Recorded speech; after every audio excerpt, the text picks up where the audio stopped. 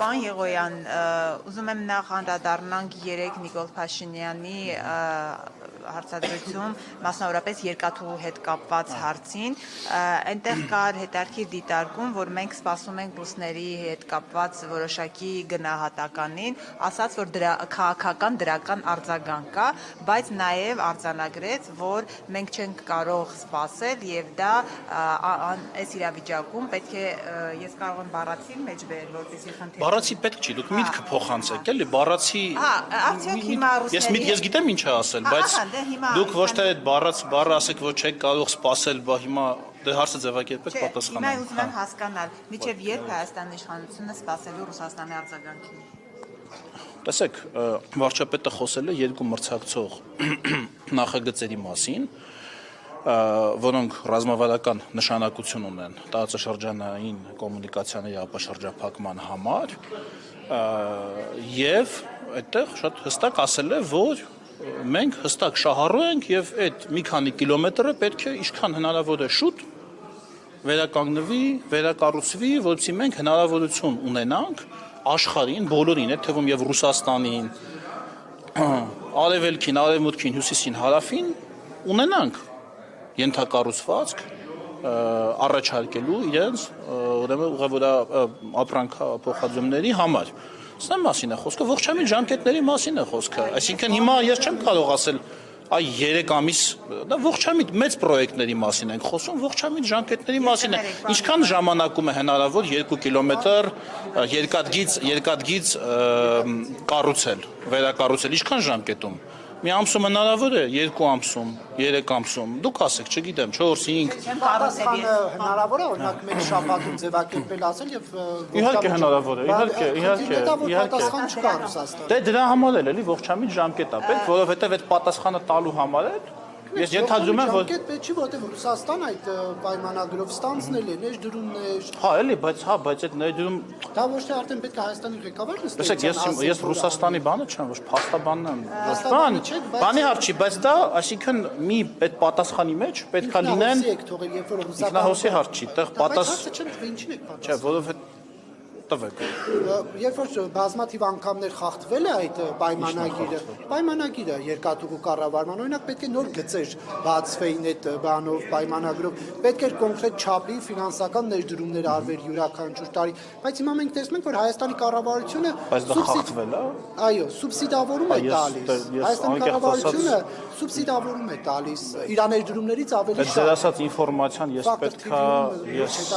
հա, շատ լավ, կներեք, եթե հիմա այդ թվերին չեմ տիրապետում, թե պայմանագրով ինչքան պիտի լիներ, հիմա ինչքան է, բայց այստեղ մեր գեր նպատակը այդ երկու հատվածների վերակառուցումն է, ոչ թե կռիվ, վեճ, բանավեճ, չանածեցել եւ այլն, այլ այդ մի կողմից 2-3 կիլոմետրը, մյուս կողմից ավելի կարճ վերակառուցելն է։ Դրա համար ինչ որ պետքա մենք անելու։ Պարոն Եղոյանք, հատուկ շեշտվելու է, որ թե դա ինչ ստանդարտներով է վերանորոգվելու։ Նախ Ռուսաստանն իր ստանդարտներով է վերանորոգելու։ Դե ինքը երկաթգիծը արդեն իսկ ունի որոշակի ստանդարտ, այսինքն երկաթգիծը ինքը տեղով, մեր հին երկաթգիծը, դա եթե չեմ սխալվում, նույնիսկ դանդաղ է գնում, պետք է ինչ-որ արևմտյան չափանիշ լինի, որ արագ գնա։ Արևմտյան չէ, եկեք երկու բան իրար չխառնենք, էլի, արևմտյան չափանիշների մեջ էլ կան բազմաթիվ տարատեսակներ, TGV-ից սկսած 300 կմ/ժ արագությամբ գնացողից մինչև այլ արագություններ, բայց երկաթգիծը ինքնին ունի արդեն իսկ մի որոշակի ստանդարտ, որտեղ կառուցվել է մի որոշակի ձևով։ Այո, արագությունը մեծացնելու համար, ես հիմա տեխնիկայի մեջ չեմ ուզում մտնեմ, կա ձև, այդ բաները, շպալերը ոնց են ասում հայերեն, չէ, ռելսերի տակի փայտերը, փայտը փոխարինվում է բետոնով եւ այլն, արագությունը դրա հաշվին կարա աճի, այո, իհարկե, այդ մոդեռնիզացիան վարչապետը ասեց, մոտավորապես 200-300 միլիոն դոլարի մասին է խոսքը այդ մոդեռնիզացիայի, այո, դա պետքա տեղի ունենա, որովհետեւ այսօրվա աշխարհում եւ ընդհանրապես բանում, հա, վարչապետն է ասել, ոչ թե ես եմ ասել։ Հա, 200-300 դոլարի, որպեսզի արագություն ապահովվի, հնարավոր այս երկաթգծի պայմաններում հնարավոր առավելագույն արագություն։ Այդ երկու ուղղությամբ պետք է այդքան գումար ներդրվի, թե ինչ երկու ուղղությամբ։ Ես կրկնում եմ, ես նորից եմ կրկնում։ Ես չեմ ասում եկեք ձևակերպումների մեջ ճիշտ, ոչ թե պետք է ներդրվի հեսա փաստաթուղթը վաղը ստորագրվում, այլ որպիսի վերակառուցվի կետ 1 երասխի 2-3 կիլոմետրանոց բացակայող հատվածը, ախորիկի էլ ավելի կարճ բացակայող հատվածը եւ մնացած ամբողջ 100 քանի կիլոմետրը մոդեռնիզացվի, արկա հատվածը մոդեռնիզացվի, ահա ծախս 1 գումարած ծախս 2 գումարած ծախս 3 հիմ թվարկած, անում է մոտավորապես 200-ից 300 միլիոն դոլար, կներեք, որ 1 միլիոն դոլարի ճշտությամբ չեմ կարող։ Պարոն Եղոյան, ես ամեն դեպքում մեջ բերեմ Դա Նիկոլ ոչ թե ինչ-որ մեկի բանն է ցանկությունը, այլ կարժենա մի այդքան արժի։ Մեջ բերեմ, ասում է ռուսական կառավարման պատճառով մենք կորցնում ենք մրցակցային առավելությունները մեր։ Ինչ մրցակցային առավելությունների Մրցակցային առավելություն, բարի իմաստը գիտեք, չէ՞։ Այո, իհարկե։ Դա ասեց ինչ մրցակցային առավելություն, այն չեղած երկաթգծի հանդեպ, այսինքն Նախիջևան, ոնց էր կոչվում, Կարս, Նախիջևան, Իգդիր, Կարս, ահա այդ դեռ գոյություն չունեցող, բայց նախատեսվող երկաթգծի հանդեպ կորցնում ենք, որովհետև եթե մենք չանենք, նա կարող է ավելի արագ լինի եւ բեռները գնան այն կողմ։ Պարզ միտք է, էլի ավելի լավ կլինի, որ այս կողմ կան, չէ՞ բեռները, քանց թե մեր երկրով անցնեն։ Օգուտն էլ մեզ մնա։ Վատա։ Դա մրցակցային երկու համանման ծրագրերի համեմատական առավելությունը կոչվում է մրցակցային առավելություն։ Ահա։ Ես ուզում եմ հասկանալ, ենթադրենք Ռուսաստանից դեռևս այսպես ձգձգվում է պատասխանը։ Հայաստանի գործողությունները ինչպիսին են լինել։ Ես դա կախված է բազմաթիվ եթերներից, ես չեմ կարող հստակ ասել, բայց քաղաքական խնդիրը ձևակերպված է։ Իսկ ո՞րն է ժամկետը, երբ վարչապետի ասածով մեղրի հետ հատվածը կվերցվի։ Մեղրի։ Հա։ Ինչը։ Տրամփի ու հետ կապված երկաթուղին կվերցվի կոնսերցիոն կառավարությունից եւ Հայաստանի կառավարությունը ներդրում իր միջոցներով կվերցվի։ Չէ, մեղրի երկաթգծը կապ չունի ռուսական կոնցեսիայի հետ։ Դա այնտեղ ցանց չի եղել ընդհանրապես կոնցեսիայի ժամանակ։ Ցանց եղած ցանցն, այնտեղ ցանց չէ, հող է ուղղակի եղել։ Դա եկեք թրիփի հետ չխառնենք, հա։ Թրիփը մեղրի 42 կիլոմետրանոց հատվածն է։ Մենք հիմա խոսում ենք Երասխից Գյումրի, Ախուրիկ եւ ընդհանրապես մյուս մեր Իջևան, չգիտեմ, մյուս ուղություններով երկաթգծի մասին, մասնավորապես Երասխ Ախուրիկի մասին, որովհետեւ այդ ճանապարհով է, որ մենք ստանում ենք ելք դեպի համաշխարհային շուկաներ։ Իսկ թրիփը իր հունով գնում է, այնտեղ արդեն հուշագիրը ստորագրվեց, համաձայնագիրն էլ կլինի, ընկերությունը կձևավորվի, աշխատանքները կսկսեն այս տարվա երկրորդ կեսին։ Պարոն Եղոյան, իշխանության համար վատ լուր կա, Հայաստանում կոռուպցիայի ընկալման հարցում նահանջ կա, Transparency երեք է հրապարակել, նվազել է 1 միավորով եւ ընդհանուր 46 տեղում են։ Բայց մենք ահագին առաջ էինք գնացել, այդ առաջ գնացածից է, չէ՞ 1 միավորով նվազել։ Հա, բայց դա նաեւ ուզում շեշտել, որ դա կոռուպցիայի ընկալման համատիվն է, ոչ թե կոռուպցիայի համատիվն է, այլ կոռուպցիայի ընկալման, այսինքն այն, թե ինչպես են Հա, գիտեմ, ուղղակի որպեսզի մարդիկ ճիշտ է, ոչ թե կոռուպցիայի թիվն է աճել, այլ աճել է, եթե ես չեմ նայել, ուղղակի վստահում եմ ձեր ասածին, 1 միավորով աճել է ընկալումը։ Զեկույցների, միջազգային կառույցների։ Ես բան չասեցի, ուղղակի ուզում եմ, որ ճիշտ հասկանանք ինչի մասին ենք խոսում։ Խոսում ենք կոռուպցիայի վերաբերյալ ընկալման մասին, այսինքն կարծիքի մասին։ Ընկալվում, որ Հայաստանում կոռուպցիան Որովհետև կարծում եմ, որ բազմաթիվ քարոզչական միջոցներ տարածում են այդ թյուր տեղեկությունը։ Կարծում եմ, որ դա որոշ, այո։ Դուք հիմա ինչ ուզում եք ասեք Հայաստանում կոռուպցիան ավելի շատ է, քան 18 թվից առաջ։ Դուք եկաք այն խոստումով, որ պիտի կոռուպցիան արմատախիլ անեք Հայաստանից, բայց այսօր կոռուպցիան արմատախիլ արված չի։ Աշխարհի որևէ պետությունում մենք եկանք այն խոստումով, որ համակարգային կոռուպցիան կվերացնենք եւ համակարգային կոռուպցիա այսօր Հայաստանում չկա։ Այսինքն չկան կոռուպցիոն բուրգեր, չկան այնպիսի համակարգեր, կեղծ, այսինքն ուրեմն անօրինական դրույքներ այս կամ այն պետական ծառայությունը ստանալու համար, երբ որ մարդը գնում է ինչ-որտեղ ինչ-որ գումար է վճարում եւ այդ գումարը կիսվելով, բուրգով բարձրանում է վերև, ընդհանուր մինչեւ ինչպես եղել է առաջ, կարող է մինչեւ նախարար դա գնալ, մինչեւ պետության ղեկավար դա կարող է գնալ, բայց ապօրինի գույքով այս գումարները որտեղից են եկել։ որոշակ Բայց ինչի որևէ մեկը նախկին իշխանություններից չի պատժվել այդ Ոնց չի պատժվել 550 միլիարդի մի հատ դեպք ասեք, որ Պաշտոնյան այդպես Պաշտոնյա դառնալու Եթե ձեզ համար այդ ձեր ասած Սաշիկի դե ասում եմ, մի հատ դեպք ասեք, որ դա դատական ակտով Բանը, հաստատվել է։ եկի ղեկավարի հյուրանոցը օրինակ։ Բան եմ ասում, Ինչ եք ասում։ Դուք ասում եք պաշտոնատար անձը նախկինում պաշտոնյա դառնալու համար մուծվել։ Չէ, հակառակը ասեցի, ծառայություն ստանալու համար պաշտոնյայից կաշառքը ոնց է լինում համակարգված, երբ քեզ պետք է ինչ-որ ծառայություն պաշտոնյայից Փող են տալի, դու էլ մուծնում ես վերևների։ դու քո բաժինը վերցնում ես, մնացածը տալիս ես վերև, գյուտ է անում։ Պետական ծառայ, երբ կաշառք եք տալիս համակարգված կոռուպցիայի դեպքում ոնց է լինում։ Դե եթե սա Ոչ եք տալիս միայն այդ վարչության պետին ու այդ վարչության պետը ամբողջը դնում է դարակում։ Դա պարզ կոռուպցիան բուրգ է, ասենք ես պետք է ձեզ ասեմ ոնց է դա լինում։ Դուք եք հազար անգամ, դուք եք հասան անգամ։ Ես էլ չեմ տվել, ես էլ շատ բան չեմ արել, ես էլ ոտ բանով պարաշուտով չեմ թռել, բայց գիտեմ ոնց է աշխատում պարաշուտը։ Դուք վերիկանցիան ժամանակ օրինակ բան եղան, Նիկոլ Փաշինյանը ասում է Ինչ-ն է օրինական, հələ ինչ են օրինական ասել։ Երբ որ ձեր պարգևավճարները միլիոններով այսպես բյուջեից հանում միանգամից դնում եք գրպանը, դա էլ է ձև, որ օրինական ճանապարհով ստանում եք միլիոններ։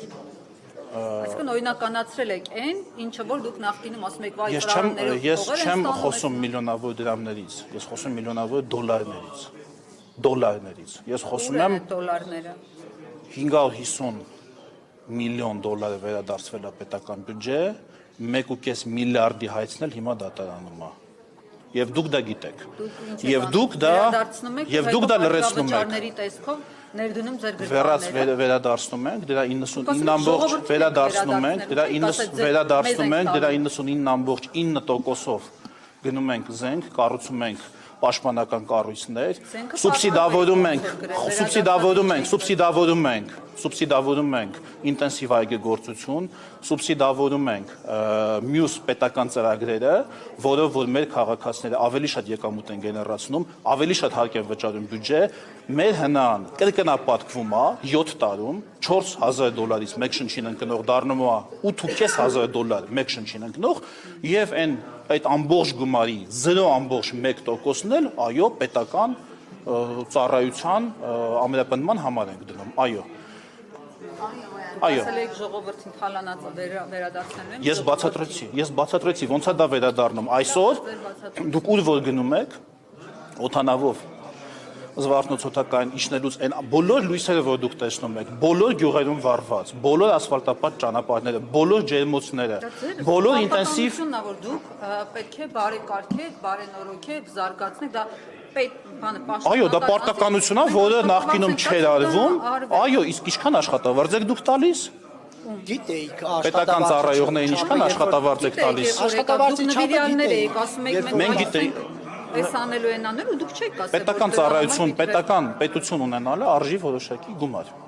Պետություն ունենալը, որովհետև առանց պետության չի կարող տեղի ունենալ այն բոլոր փոփոխությունները, որոնք որ ես ասում եմ։ Եթե դուք կարծում եք, որ մեկ շնչին ընկնող հնան, բացեք, նայեք, նման ցուցանիշներ շատ չեն աշխարհում։ 7 տարվա ընթացքում կրկնապատկած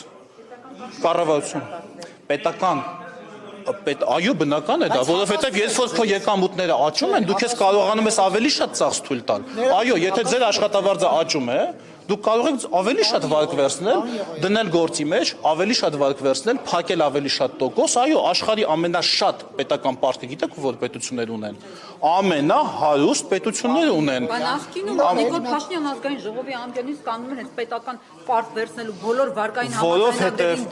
որովհետև նախկինում այդքան պետական պարկ վերցնելուց հետո մենք միևնույնն ունենում էինք 80-ականների զենքեր, ունենում էինք կոնսերվի բանկաներով սահմաններ, ունենում էինք ձեր դեպքում էլ չկրակող բաներ են ունենում 10% կրակող Ռուբսիմե ջան, ձեր գործը լավ չեք անում, ես ձեզ ասեմ։ Լավ չեք անում, կրկնում եք, անընդհատ կրկնում եք։ Սուն դա հնացած թեմա է։ Հիմա ուրեմն խոսացած սուն հնացած զենքը նոր 26 թվի թազաթխած թեմա էր, որ բերել եք 80-ականների զենքը միշտ ուրիշ բան չի եղել։ Ուրիշ բան չի եղել։ Բա մի քիչ առաջ նեղացաք, որ ասցի ընդդիմադիր լրագրող։ Բա նեղացաք։ Դուք ուրիշ բան չեք տեսնում։ Այն զենքերը որ ցուցադրվեցին, այն որ ասում էիք, դուք եք սխալ ասում։ Այն որ մի քիչ առաջ Այն որ ասում եք բա ուր են, ինչով է ուր են այդ զենքերը, ցույց տվեք տեսնենք։ Այն որ պաշտպանության նախարարությունը հրապարակեց։ Դուք այնտեղ ուրիշ զենք չեք տեսել։ Դուք հնդկական զենքի մասին չեք լսել, դուք ֆրանսիական զենքի մասին, արտիլերիստի հրետանային համակարգի մասին դուք չեք լսել, դուք ամերիկյան այս դրոնները, որ եկան, որ աշխարհում շատ քիչ պետությունների են տալիս, դուք դա չեք տեսնում։ Ինչն եմ խառնում։ Խառնում եք իրար տարբեր բաներ։ Ինչն եմ ինչի հետ խառնել։ Ոնց որ այն մեր միլիարդավոր պարտքերը վերցրել ենք հենց այդ զենքերի համար։ Մենք ասում ենք ձեր պարտքի Ես թվարկում եմ, ես որովհետև ձեր մի երկու արած բանը որովհետև երբ որ ես հիմա նայում եմ ձեզ, ես տեսնում եմ ձեր դեմքը։ Ես չեմ նայում կոնկրետ ձեր դեմքի մի փոքրիկ հատվածին։ Օրինակի համար, որտեվ ես տեսնում եմ ամբողջությունը։ Դուք ասում եք վերցրել եք միլիարդավոր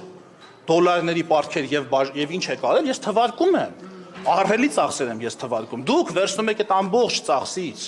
0.1%-ը, ասում եք, ահա ամբողջը ծախսվել է 0.1%-ի վրա։ Դա ամբողջական նայում ենք ավելի վատ բան ենք տեսնում։ Ինչ եք տեսնում։ Ձեր այդ որ տենց մտածում եք շատ լավ վարձատրություն է, դուք արժանի եք դրան այդ միլիոնավոր պարգևատրումներին։ Ես նայում եմ կորուստներն են նաև, թե դուք քանի եկեղեցի, քանի պատմամշակութային հուշարձան, ինչքան հարստություն, ինչքան զենք եք թողել մեր դուք ուղղակի դուք ձեր գիտելիքները դուք տվել եք չեք անում ձեր ասեն դուք նոր թեմաներ պիտի մտածեք հասկանում եք ասենք Արցախի կորուստը ասենք չէ դուք լսեք դուք բանակցային փաստաթղթերը հրապարակվել են դուք այդ բանակցային փաստաթղթերը կարդացել եք եւ դուք այնտեղ տեսել եք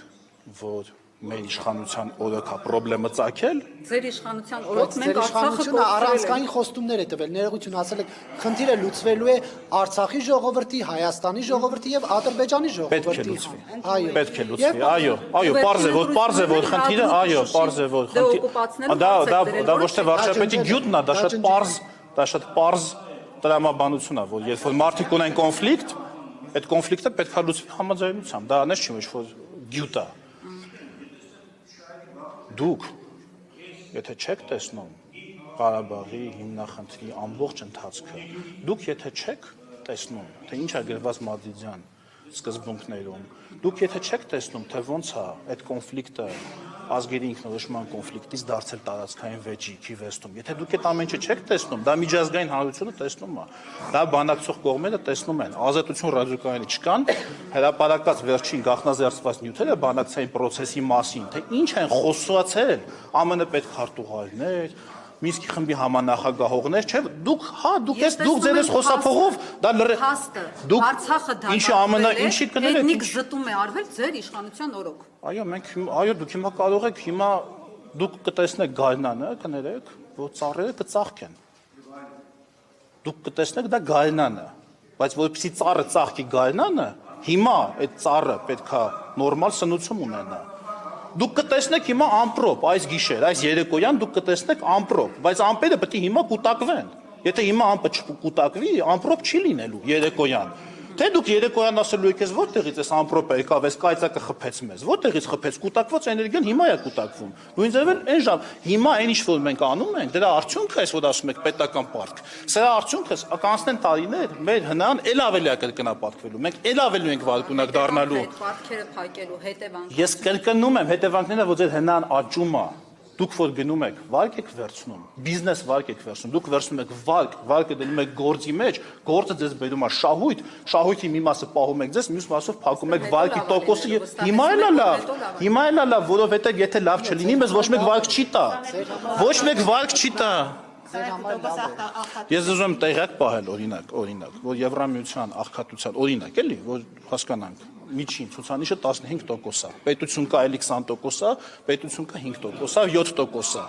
Ես դες ուղղակի ուզում տեղյակ պահել։ Պարզապես դուք ասել եք 21-26 թվականներին կառավարության հնգամյա ծրագրով պետք է աղքատությունը ծայրահեղ աղքատություն։ Չէ, թվեք հարցս ավարտվեն։ Ինչ եք խոչընդոտում օրինակ պարոն խնդրեմ թույլ տալ հարցս այսուհետ ամբողջական վերջացնեմ, որովհետև ես ձեզ պատասխաններում չեմ խանգարում։ Պարոն Եղոյան, 21-26 թվականների հնգամյա ծրագրում ասել եք աղքատությունը կիսով չափ նվազեցնելու եք, ծայրահեղ աղքատությունը իսպառ վերացնելու եք։ Հիմա մենք ունենք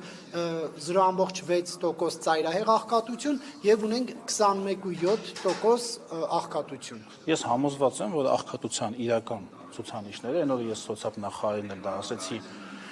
հանդիպման ժամանակ, շատ ավելի ցածր են եւ հիմա ուրեմն հայտարարագրման process-ի կոնտեքստում, ինչպես նաեւ չգրանցված աշխատողների եւ չգրանցված աշխատավարձերի գրանցման կոնտեքստում, որը հիմա տեղի ունենալու առողջապահական ապահովագրության շնորհիվ, որովհետեւ մարդիկ գնալու են եւ պահանջելու են իրենց գործատուներից, որ գրանցեն, դուք կտեսնեք, որ այդ թիվը ել ավելի կնվազի իրական եկամ, ել չեմ ասում բազմաթիվ ինքնազբաղ մարդկանց մասին, որոնց եկամուտները մենք ուղղակի պետությունը դեռ ուղղակի չի տեսնում, մենք ուզում էինք դա ներդնեինք այդ հայտարարագրման համակարգը, որ նորմալ տեսնեինք, էլի դուք ձեր աղմուկ բարձրացրեցիք, ասացիք ուզում են հարկեն այդ մարդկանց, ուզում են սա անեն, նե անեն, առժամանակ դա սարքեցիք ինքնաշխատ։ Պարգևավճարների վերաբերյալ այդ աղմուկը լինում է, հարցադրումներ լինում է, ինչի իշխանությունը, պարոն Եղոյան, հետ քայլ չի անում, բայց օրինակ այդ հայտարարման Ես ուզում եմ մի բան, ուզում ենք մի բան, եկեք մի բան մենք հստակեցնենք։ Դուք լսեցիք հարցը։ Եկեք ես լսեցի։ Պետական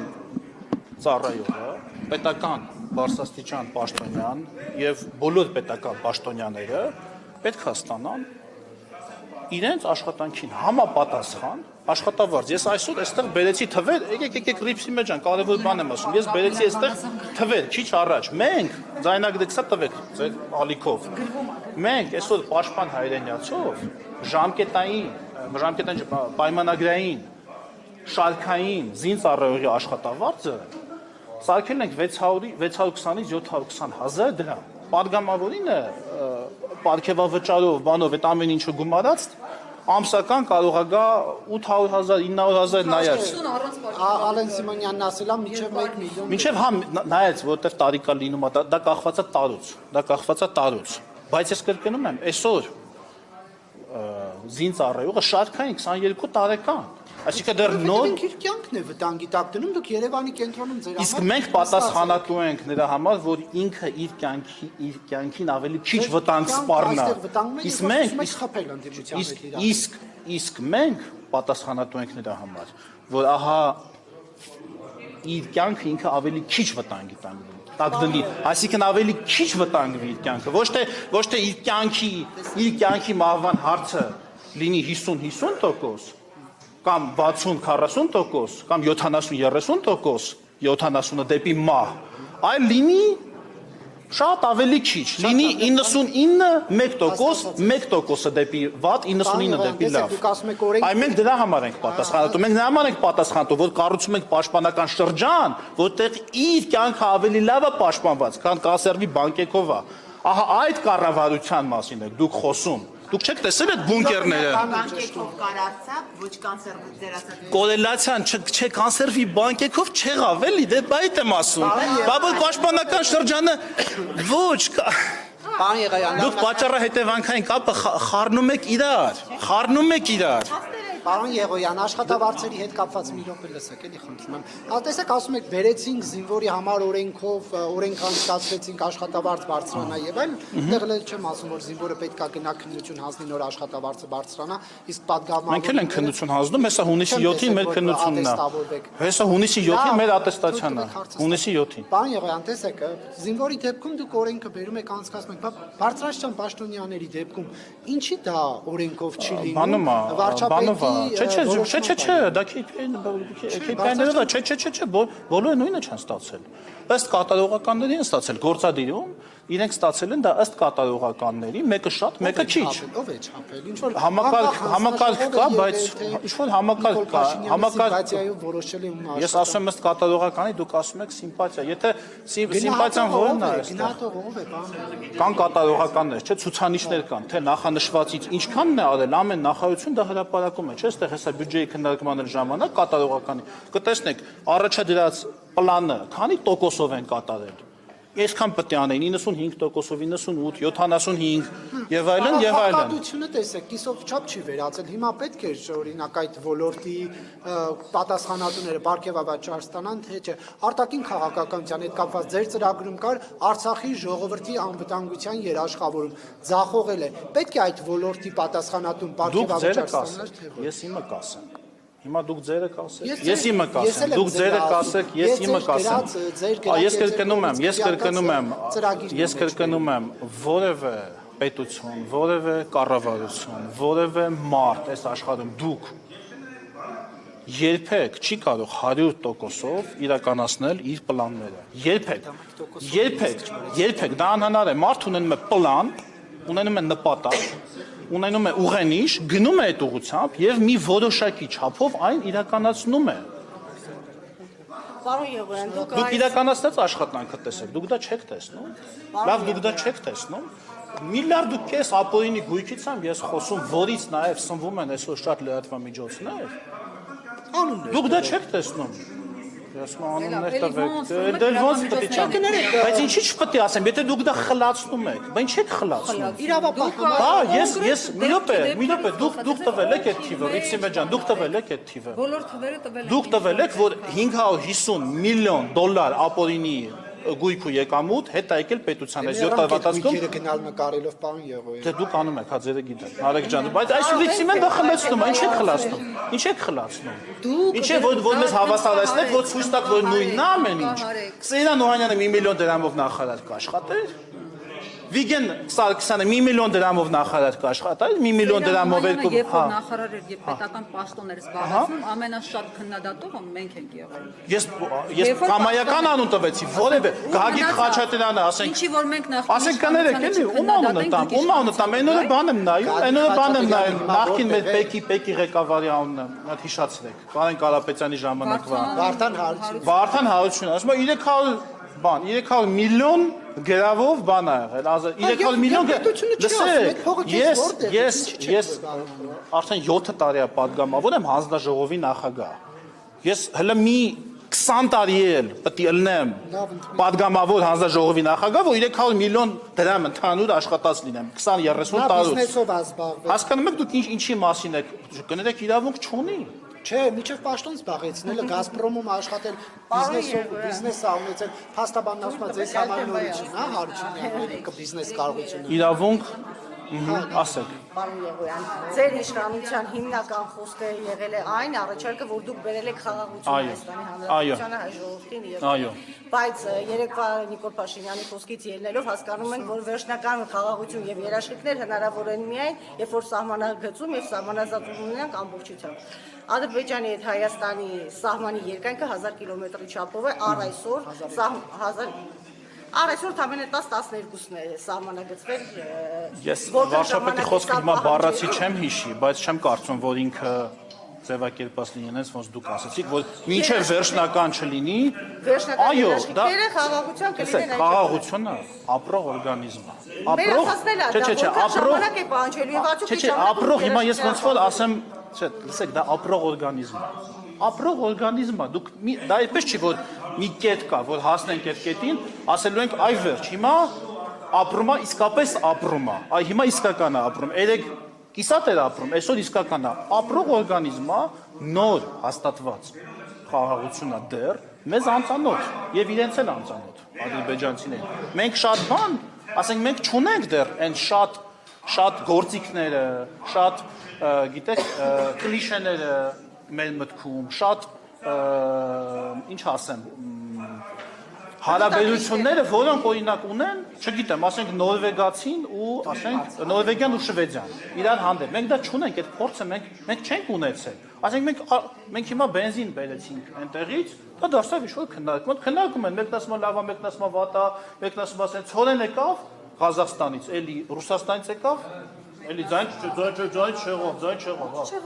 Ռուսականին է ձայն չեղավ։ Այն մեկը ասում է, չէ, բայց ես առնում եմ այսինչ երկրից ու Ադրբեջանը նավթ է արտահանում։ Դրա մասին աղմուկ չկա, այդ մյուս ընկերության մասին։ Աղմուկ չկա։ Այսինքն մենք դեռ նոր ենք։ Այդ դեպքում ո՞նց եք հստակ ասում, որ մենք խաղաղությունը բերել ենք։ Որովհետև այն արդեն կա։ Մենք այն արդեն տեսնում ենք։ Մենք ո՞նց ենք հստակ ասում, որ երեխան ծնվել է։ Ո՞նց ենք ասում։ Բայց չի նշանակում, որ այս երեխան վաղը վազելու է գնա դպրոց։ Ո՞նց ենք ասում։ Պարոն Եղոյան, Եկեք ես երեխա Նիկոլ Փաշինյանը երեք մեկին տված հարցազրույցում մի տեղեկություն հայտնեց, որ ըստ էության կամ ճիշտ չէր, կամ մանիպուլատիվ է, նա ասում է, որ ես մեկ դրամով աշխատեմ։ Վարչապետը երբեք մանիպուլյացիա չի անում։ Երբեք։ Ըստ մարմ կոմեդին սա կօգտագործի պարոն Եղոյան, որպես Ինչ ուզում են թող օգտագործեն, իրենք կակրած մանիպուլյացիայից շատ լավ են, թող իրանք օգտագործեն։ Վարչապետը հենց հարցի նման ինչ կա ուղիղ ասում է։ Հաճախ նաև շատ ուղիղ։ Այո, երեք վարչապետը շատ ուղիղ իր հարցազրույցում նշեց, որ եթե ես մեկ դրամով աշխատեմ, ինձ կհարցնեք այս կոստյումը ձեզ որտեղից, դուք ինչպես եք սնվում, բայց կա վարչապետի ծախսերի համար ֆոնդ, կա ազգային ժողովի նախագահի ծախսերի համար ֆոնդ, չեն օգտվում դրանք փակվել են։ Անձնական կարիքների համար չի։ Այսինքն այդ ֆոնդը իրենց անձնական կարիքների համար չի, եւ վարչապետի եւ վարչապետի եւ ազգային ժողովի նախագահի ֆոնդերը այլ կարիքների համար են, որոնք իրենք կարող են ներկայացական ծախսը մեկին մի նվեր տանես, մեկին մի, չգիտեմ, ինչ-որ դիմավորման արարողությանը ինչ-որ մի հատ, չգիտեմ, բան լինի։ Բայց ես ինչ թեմա ենք մենք քննարկում, ժողովուրդ ջան, դու լուրջ թեմա, այսինքն դուք մեկ դրամով լրագրող կաշխատեք։ Ես չնման հայտարարություն չեմ անում։ Ինչ մեկ դրամ, լավ ինչ ենք խոսում, այսինքն թե պետական բյուջեից մեկ դրամ, պետական բյուջեից մի դրամով ուրիշի գրպանից ասեցին, չէ՞ բաց։ Ասեցին դու Սամվել Կարապետյանը իրանց սաղի փողը այդ քիչ Ռիփսիմե ջան, դա նորմալ է։ Որովհետև Ռիփսիմեն անկախ, անաչափ լրագրող է։ Օրինակ նորմալ է, որ մի հոգի նախարարի աշխատավարձ է ծրարով, դա նոր կուզենայի կտենց լինի։ Օրինակ կուզենայիք ես ծրարով ստանայի աշխատավարձ եւ բյուջեի ստանայի 1 դրամ։ Կուզենայիք դες դա կլինի նորմալ։ Ստանաք միլիոններ, ես դա ֆիքսել եմ իմ։ Բայց ինչքան ստանանք 850,000, թե 700 միլիոնները ո՞րն է։ Միլիոնը այս ասի ինչքան է падգամավորի աշխատավարձը։ Ասեցի ինչքան է նախային, հեսա հայտարարագիրը կլինի կտեսնեք։ Բայց նորից եմ ես կրկնում, դուք ես նորից եմ կրկնում, ես նորից եմ կրկնում։ Ես նորից եմ ասում։ Ես նորից եմ ասում, դու լսեք մի հատ ինչ եմ ասում, էլի։ Եթե պետական պաշտոնյան չի վճարվում պետ բյուջեից միլիոնա, թե 800,000, թե միլիոն ու կեսա, թե 2 միլիոն, դա չեն քննարկվում։ Բայց ձեր մոտ հարց չի ծագի, որտեղից է այս մարդը վճարվում։ Եվ ում շահերն է սպասարկում։ Ասենք հիմա եթե падգամավորին վճարի մի մասնավոր անձ, ես օրինակ ես հիմա կանգնած խոսում եմ ձեզ հետ եւ ժողովրդի հետ հաշվետվություն եմ տալիս։ Ինչի օրինակ ես հիմա ինչի եմ այստեղ կանգնած ձեր հետ խոսում։ Որովհետեւ դուք ինձ վճարել եք սրա համար։ Դուք եք ինձ վճարել եւ ես պարտավոր եմ ձեզ տալ բացատրություն։ Եթե ինձ վճարած լիներ մեկ մասնավոր անձ։ Դրամ բյուջեից վերցրի, այլևս ինքը պատասխանատու չի իմ պաշտոնում, հանրային պատասխանատու։ Ինչի պետք է պատասխանի։ Գալու է կանգնի ձեզ բացատրություն տա։ Չէ, պապական հարուստները գալիս են նախարար ու վարչապետ են աշխատում եւ չեն։ Քանի 12 պապական հարուստ, 12 նախարարություն ունենք, հա, եւ քանի պապական հարուստ падգամավոր, գիտենք այդ պապական հարուստները ոնց են լինում պապական հարուստ։ Դուք պետքա ձգտեք ոչ թե նրանք, որ ավելի քիչ փող ունենա ձեր պետությունը, այլ որ ավելի շատ փող ունենա։ Ես կրկնում եմ, մեր պետական մեր ծախսային մասը բյուջեի հասել է 10։ Ասում եք պետական պաշտոնատար անձ։ Պաշտոնատար անձը ունի դրա, այսինքն պաշտոնատար անձը իր աշխատավարձն է ստանում։ Մեր պետական բյուջեի ծախսային մասը 10 միլիարդ դոլար է, հասկանում եք։ 10 միլիարդ դոլար է։ Դուք ասում եք, բանը ով է, արտաքին պարտքը 8 միլիարդով, այսինքն տեսեք ինչ է տեղի ունեցել, արտաքին պարտքը աճել է 8 միլիարդ դոլարով 7 տարվա ընթացքում, բայց այսօր մենակ այս տարվա մեր ծախսային մասը, այսինքն այն փողը, որ մենք ունենք, որ կանանք ծախսենք, մի տարվա 10 միլիարդ դոլար է, հասկանում եք։ Այսինքն այդ փողը դրվել է արտադրական ինչ-որ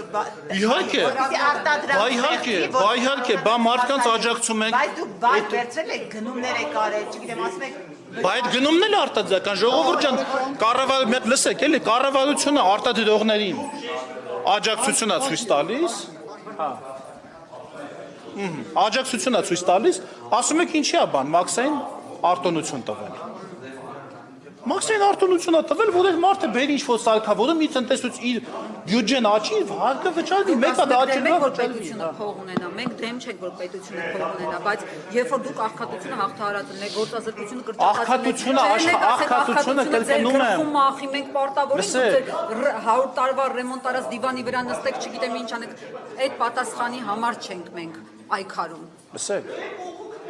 Մարդը ոնց է իր աղքատությունը, աշխարհում ոնց են մարդիկ աղքատությունը հաղթահարում։ Մարդիկ աշխատում են։ Այսօր Հայաստանը դարձել է աշխատանքային միգրացիայի երկիր։ Դուք հասկանում եք ինչից ենք մենք խոսում։ Այսինքն այսօր կան, որ չեն աշխատում, բայց բարելավում է իրենց կյանքը։ Ինչպես։ Օրինակներն էլ ունեն։ Որ շատ հետև աշխատանքային պայմաններում ավելանում է, որտեղ երկրի բարեկեցությունն է ավել։ երկրի բարեկեցությունը ավել է, որովհետև մարդիկ շատ են աշխատում։ Եթե Նորվեգիան այսօր հարուստ պետություն է կամ Շվեդիան, Նորվեգիան դե նավթ ունի, Շվեդիան վերցնենք, հա, դա նրանից է, որ մեկ շվեդը միջինում տարեկան ստեղծում է 80,000 եվրոյի ապրանք եւ ծառայություն, այսինքն ես մեկ շնչին ընկնող հնան $80,000 կներեք, $80,000 է, 70-80,000 է։ Հայաստանում մեկ շնչին ընկնող հնան $8,500 է։ Այ որպեսզի որ դուք չխանգարեք, որ ասեք ինչի եք սա սուբսիդավորում, ինչի եք նրան այս ինչ արտոնությունը տալիս, որ իր արտադրությունը մեծացնի։ Մեր հարկային եկամուտների ծավալի աճը մի հատ նայեք, ժողովուրդ ջան, բայց մարդիկ արտադրությունը աճացնել են, չէ՞ որ աճացնում է բանը։ Երբ որ տեսնում ենք, որ կառավարության կողմից արտոնություն ստացած է, հա, եւ նրանք ԿՊԻ-ն են։ Ովքեր մենակ ԿՊԻ-ն, հա գիտեմ ինչ եք ասելու։ Դիտողը չգիտի։ Ասել 5-րդ անգամ դուք այսօր իմ հարցը չեք թողնում։ Ոչ, շնորհակ չեմ։ Պարոն Եղոյան, երբ տեսնում են ԿՊԻ-ն է նվիրատվություններ անում, իմ քայլը հիմնադրամին է նվիրատվությունը։ Ինչպես այդ մասին չբարձրացնենք, հարկատուին տեղյակ չպահենք, թե Ասեմ, ես տեսա բանի ու հետքներ, թե Infocom-ը, որ մեկի վերլուծություններ, տեսա, ասում է 200 ընկերություն ստացել է մաքսային արտոնություն, 15-ը արել են բան, նվիրատվություն, բայց 185-ը ինչ են արել։ Այն 185-ը ինչ են արել, ժողովուրդ ջան։ Այսինքն եթե 200-ից 15-ը չի կարող այս պետությունում գտնվի մի 200 ընկերություն, մյուս չստացածներից, մաքսային արտոնություն չստացածներից, էլի չկա 200 ընկերություն, որից 15-ը մեր համակիրն է։ Բայց 155-ը ճնշման տակ չեն եղել, նրանք քաջ են, անվախ են, հա, այսինքն կառավարությունը 200-ին ճնշել է,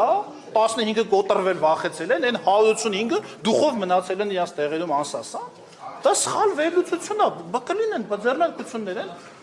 Այդ մարդիկ էլ տեսել են, որ նորմալ շնչում են։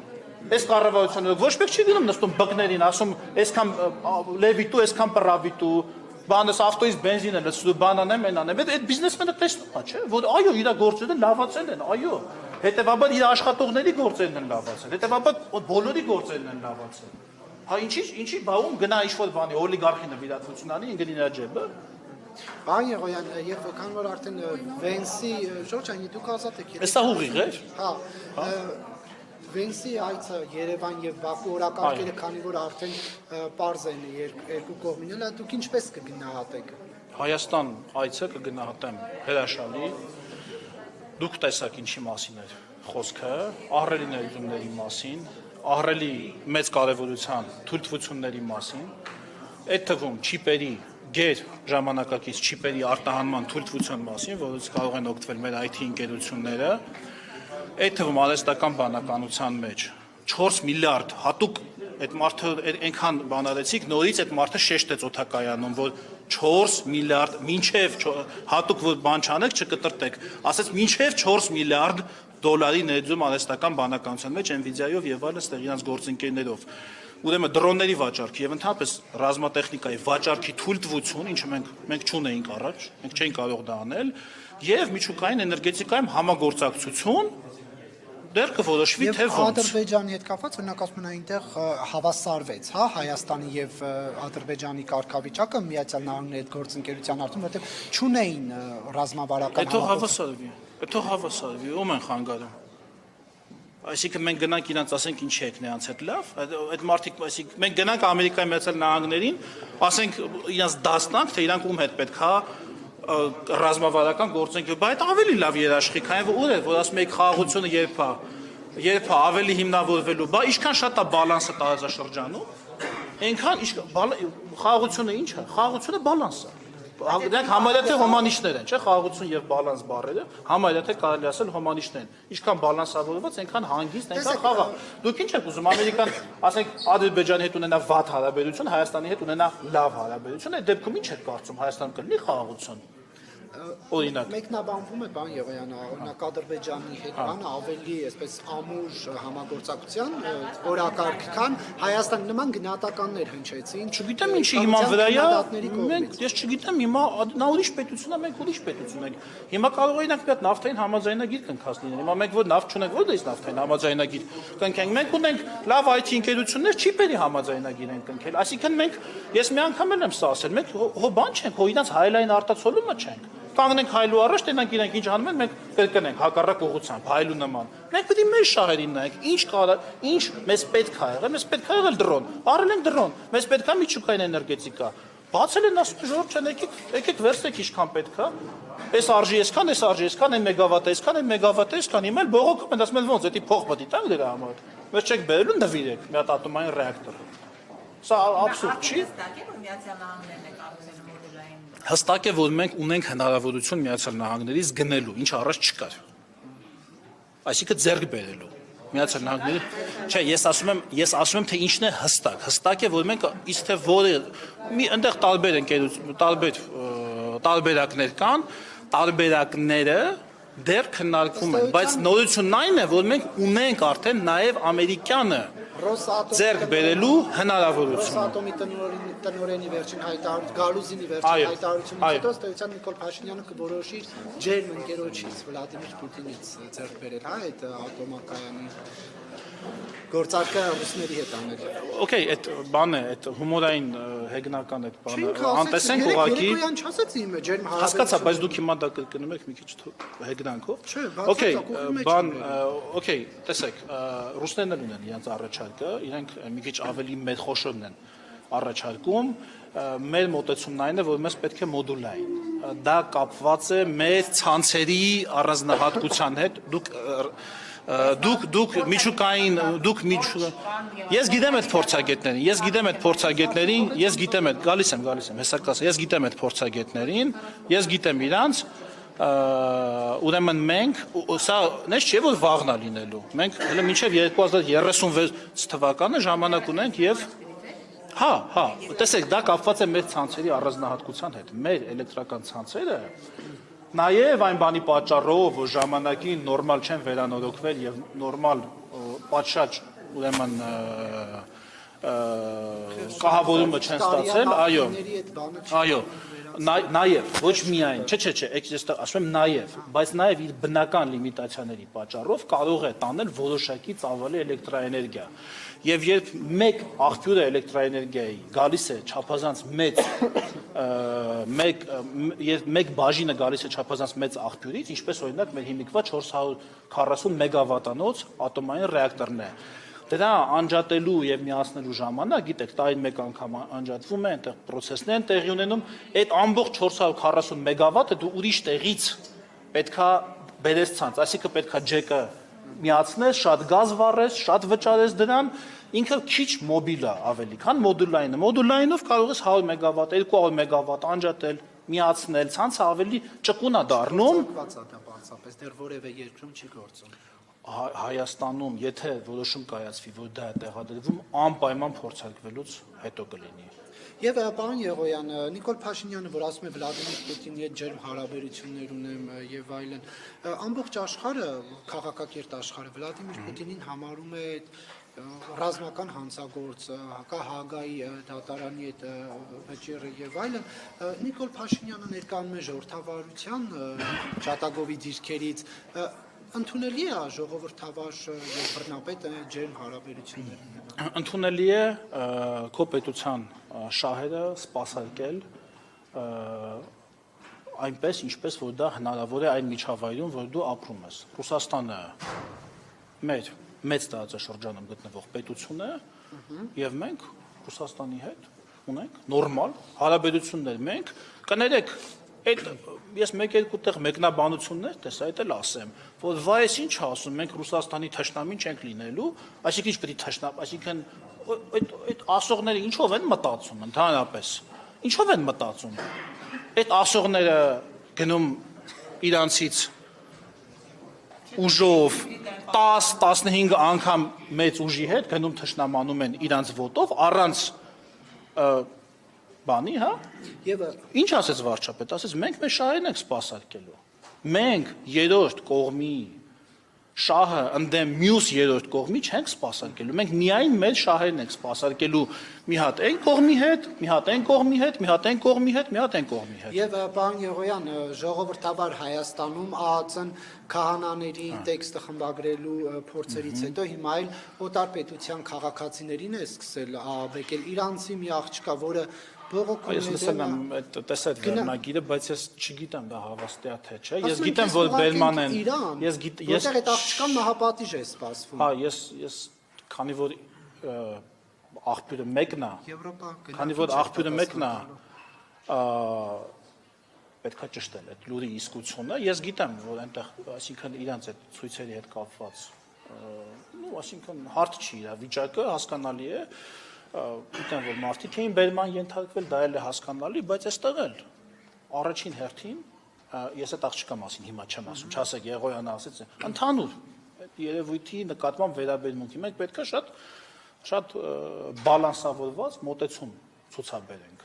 Ինչը եւ անում ենք, հետ ուղարկելու հետ կապված ես չգիտեմ այդ աղբյուրի իսկությունը։ Ես չգիտեմ դա ով է ասել, ճիշտ է ասել, սխալ է ասել, որ իրան ասել են քեզ հետ կուղարկենք։ Դա ըստ իրեն ասել են կուղարկենք Իրան, այն ասում այն մեկն էլ ասեց կամ էլ Ադրբեջան, վախացնում եմ։ Դե այդ ասելու օքեյ, դա մի քիչ հասկանալ է, որ մի քիչ լուրջ խոսակցություն չի եղել։ Երբ որ խաղաղ բողոքի ակցիան, որ հա, բայց բան չի եղել խաղաղ։ Ճնշվելու հարց չի, իրանք ուզում էին երթան։ Ասում են ստատուս մի գրի, Instagram-ում story մի արա, մի գնա Իրանի դեսպանատան մոտ, մի բողոքի։ Չէ, դեսպանատան մոտ գնում են, ուղղակի երթը թույլ չտվեցին անել, եկեք ճիշտ ձևակերպենք, երթը թույլ չտվեցին անել։ Եվ ասում են բայց դեսպանատան մոտ հավաքներ դեռանում են, չէ՞։ Բայց կանչում են ԱԱԾ-ում եւ սպառնում են, սա մտահոգիչ չէ։ Հայաստանի Հանրապետության ազգային անվտանգության ծառայությունը պահպանում է Հայաստանի Հանրապետության ազգային անվտանգության հետ կապված շահեր։ Պարոն Եղոյան, Եվ անում է դա ճիշտ։ Իհարկե շատ գովել է, որ բալանսավորում ենք ուզում եւ չենք ուզում երրորդ երկրի համար այն մյուս երրորդ երկրին վնասել, այնուամենայնիվ դուք կարծում եք, որքան ինչ արժեք է իրենից ներկայացնում Հայաստանը, որևէ խոշոր գերտերության համար, որպեսզի թույլ տա, որ Հայաստանը բալանսավորի իր հարաբերությունները։ Տեսնում եք, էլի հիմա այն դուք էլ հո բանը չեք, անհավատ Ղուկասը չեք։ Տեսնելուց հետո էլ նա գոնե տեսնելուց հետո հավատաց։ Տեսնում եք էլի չեք հավատում, էլ ինչ անենք։ Մի հատ էլ ուզում եք Թրամփը գա Երևան նույն բանը ասի, հա։ Էլ ինչ եք ուզում։ Էլով ասում կողմնորոշում չի լինելու, շարունակում եմ բալանսավորված։ Միանշանակ բալանսավորման եւ բալանսավորված հենվելով Հայաստանի Հանրապետության շահերի եւ հարգանքով գործընկերների շահերի նկատմամբ։ Մեր կարմիր գծերը եւ մեր շահերը պահելով իրենց շահերին թշնամաբար չվերաբերվելով։ Շնորհակալություն։